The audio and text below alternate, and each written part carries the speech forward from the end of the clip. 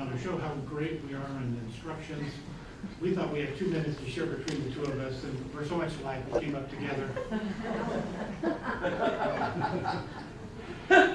Anyways, we certainly felt that we were at least among equals when it came to teaching, and that we didn't have any great tips for teaching. I reteach at Nankai University. I teach PhD English students, non-English PhD students, and Jolene teaches with Shelley. They teach together medical terminology at the medical school.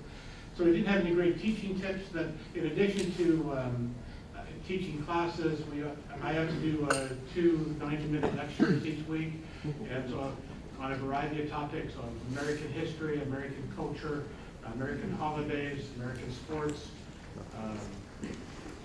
why English is a funny language, why it's difficult to pronounce or spell words and stuff. So anyways, I've got these lectures. There's a whole bunch of them.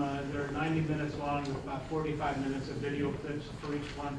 So if anybody has to do videos, anybody has to do lectures, you're welcome to copy any of these and use it. It's got the lecture notes and all kinds of stuff for lectures. And Jolene has her little